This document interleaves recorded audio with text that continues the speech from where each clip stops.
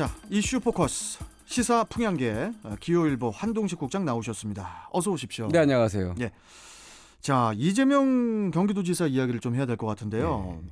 오랜만에 이재명 경기도지사가 SNS 활동을 재개하며 올린 글이 또 화제가 되고 있다고 하는데요.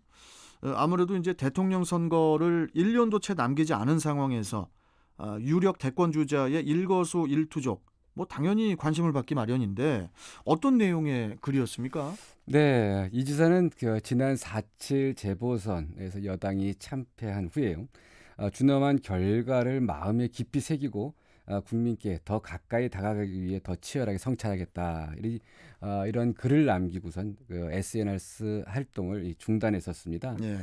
이후 10일 만인 어제 자신이 페이스북에 민생 개혁을 하도록 꺼내들면서 다시 SNS 정치를 시작했는데요. 예.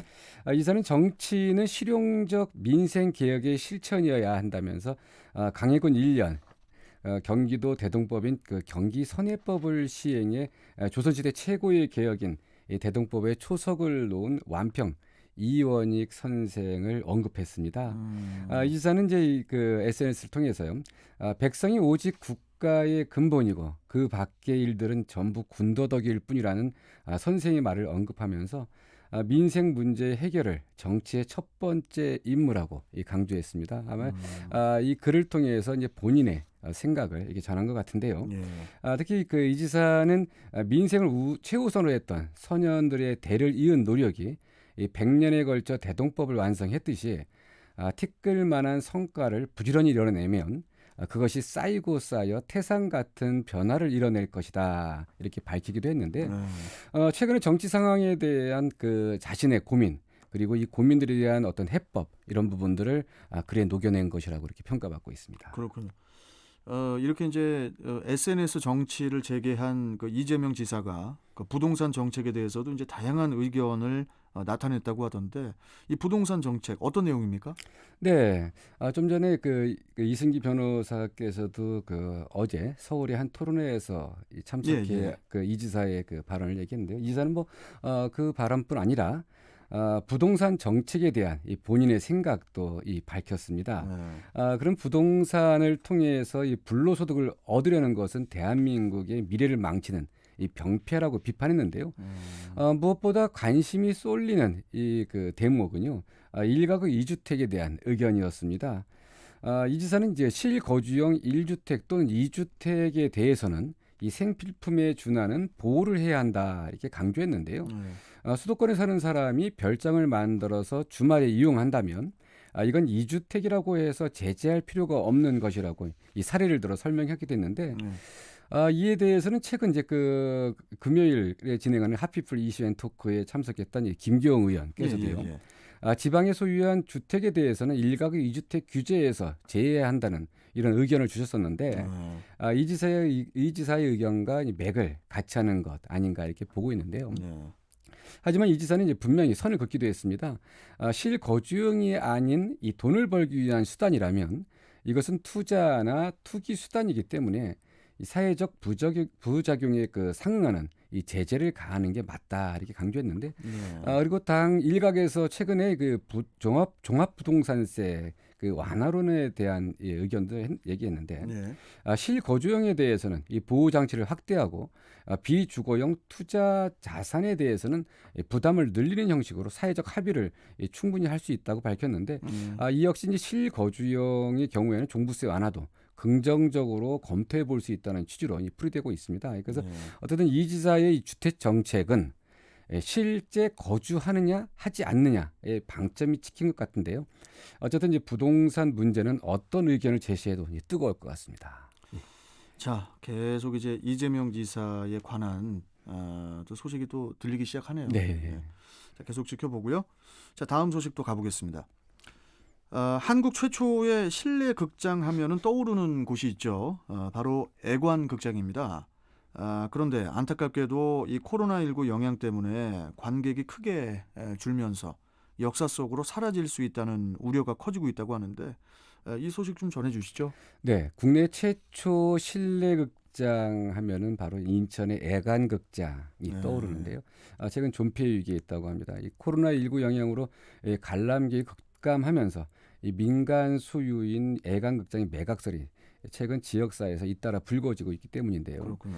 애관극장은 최근 규모가 가장 큰 제1관의 문을 닫고 인력까지 감축하면서 자구책을 마련하고 있는데요. 하지만 적자를 버티기 힘들다는 이 소식이 극장 안팎에서 계속 흘러나오고 있습니다. 예. 애관극장은 지난 2018년에도 이 운영난으로 인한 그 매각 소식이 퍼지면서 이 지역 사회에서 극장 보존을 위한 이런 대책을 만들어야 한다 이렇게 인천시에 촉구하기도 했는데요. 인천 애관극장을 사랑하는 이제 시민 모임이라고 하는 곳에서 어제 애관극장 앞에서 이제 기자회견을 열고요. 인천의 극장이 사라지지 않게 도와달라 이렇게 시민들에게 호소했는데 최근 인천에는요, 오랫동안 자리를 지켜오며 지역 문화의 산실 역할을 했던 이 향토 극장들이 줄줄이 존폐 갈림길에 있습니다. 인천에는 뭐 많은 분들이 이제 기억하시겠지만 이 자유극장과 인천극장, 그리고 현대극장, 아폴로극장, 동방극장 등 10여 개의 극장이 있었는데 브랜드 멀티플렉스 극장이 성행하면서 하나둘씩 사라지기 시작했고요. 현재는 인천의 애관극장과 미림극장 정도 지금 남아있는 상태입니다. 그나마도 코로나19 영향으로 관람객이 급감하면서 동구의 노인 영화관으로 남아있는 미림극장은 최근 이 건물이 민간에 매각된 데 이어서 이번에는 애관극장까지 같은 처지에 놓일 가능성이 커지고 있다고 합니다. 자, 그러면은 이 애관극장을 비롯해서 인천의 영화관 역사도 좀 간단하게 한번 좀 짚어주시죠. 네, 지금은 이제 많이 한산해졌지만 과거 이 동인천역은 인천에서 가장 많은 사람이 오간 번화가였습니다. 이 때문에 동인천역을 중심으로 애관극장과 미림극장, 인천극장, 자유극장, 현대극장 등 10여 개 극장이 성행하며 인천의 문화를 이끌었는데요. 바로 국제시장 인근에, 그러니까 동인천 쌀이제 골목은 과거의 시네마 거리로 알려졌었는데 이곳에 자리 잡은 곳이 바로 애관극장입니다. 지금은 CGV나 롯데시네마, 메가박스 등 유명 멀티플렉스 체인의 영향력으로 애관극장이 이 어려움을 겪고 있지만 인천에서 가장 많은 관객이 몰렸던 극장이기도 합니다. 애관극장의 역사는 이제 무려 126년 전으로 거슬러 올라가는데요. 1895년 우리나라에서 처음으로 이 활동사진, 그러니까 요즘 그 영화를 과거에는 활동사진이라고 했었는데, 그렇죠. 이 활동사진 전용 실내 극장인 첨률사가 생겼고요. 이곳이 1910년대에는 이 축항사로 불리다가 1920년대부터 줄곧 애관이라고 불렸다고 합니다. 그리고 1950년대 이 한국 전쟁 발발로 불타서 소실했다가 1960년 이 복원해서 현재의 애관극장이 됐는데요. 어쨌든 국내 최초의 이 실내 극장, 지금 이제 명백을 어렵게 유지하고 있지만 좀 쉽지 않고요. 그리고 이 1957년 이 천막극장으로 시작했던 이 미림극장 지금 존폐 위기에 있는데요. 지금 2013년에 실버 세대를 위한 추억극장으로 재개관했지만 역시 그 건물이 매각되면서 폐관 위기에 있습니다. 그래서 걱정스러운 것은 이렇게 우리의 역사가 하나둘씩 사라지는 것을 지켜봐야 하는 것이 안타깝습니다. 김순국님께서 지금 유튜브 댓글창에 이렇게 댓글 주셨네요. 아하, 애관극장이 우리나라 최초의 실내 영화관이었군요. 거기서 오래전부터 좋은 영화 많이 봐왔었는데. 네. 예, 이렇게 댓글을 주셨습니다. 과거의 추억들 많이 있을 겁니다. 그러니까요. 애관극장에 대해서는. 예. 좀 너무 안타까운데 좀 애관극장이 좀 좋은 뭡니까 소식이라고 해야 됩니까? 좀 도움의 손길이 좀 있었으면 좋겠네요. 네. 역사가 없어지면 안 되잖아요. 자, 오늘 말씀 여기까지 듣겠습니다. 고맙습니다. 네, 감사합니다. 자, 이슈 포커스 기호일보 한동식 국장이었습니다.